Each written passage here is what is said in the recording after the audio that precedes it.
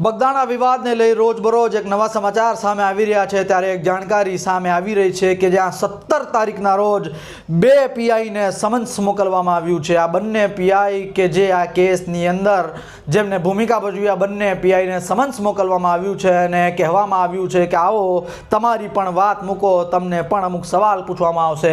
SIT દ્વારા આ બંનેને 17 તારીખનું સમન્સ મોકલવામાં આવ્યું છે।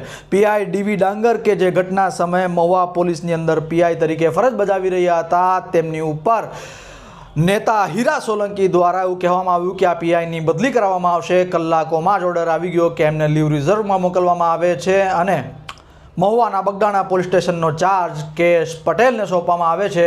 કેએસ પટેલ તેમની ઉપર પણ એ વાત કરવામાં આવી રહી છે કે આરોપીઓના રિકન્સ્ટ્રક્શન દરમિયાન તેમને એક આરોપીને દંડો અડાવ્યો ને તે આરોપી લંગડાઈને ચાલવા લાગ્યો। આ રીતની કથિત વાતો તેમને લઈ પણ કરવામાં આવી રહી છે ત્યારે સવાલો પણ ઊભા થયા કે શું ખરેખર આરોપીને પોલીસે માર્યો છે કે પછી આ માત્ર ને માત્ર એક નાટકનો ભાગ હતો। આ તમામ સવાલો વચ્ચે હવે 17 તારીખે નવા જૂનીના એંધાણ છે કારણ કે એસઆઈટીની જે રચના કરવામાં આવી છે આ એસઆઈટી દ્વારા બંને પીઆઈને સમન્સ આપવામાં આવ્યું છે। ડીવી ડાંગર અને કેએસ પટેલ આ બંને પીઆઈને બોલાવવામાં આવશે અને તેમને પૂછવામાં આવશે કે આ ઘટનાને લઈ તમે શું કહેવા માંગો છો। આ સવાલોનો બંને પીઆઈ કેવી રીતે જવાબ આપે છે તે તો આવનારી 17 તારીખે ખબર પડશે, પરંતુ જે રીતના એક પછી એક નવા વળાંકો બગદાણા વિવાદને લઈ સામે આવી રહ્યા છે, જે રીતના કોળી સમાજના આગેવાનો સામે આવી રહ્યા છે, કોળી સમાજના નેતાઓ સાંસદ સભ્યથી લઈ ધારાસભ્યો સામે આવી રહ્યા છે, જે રીતના કોળી સમાજ એકજૂટ થઈ રહ્યો છે,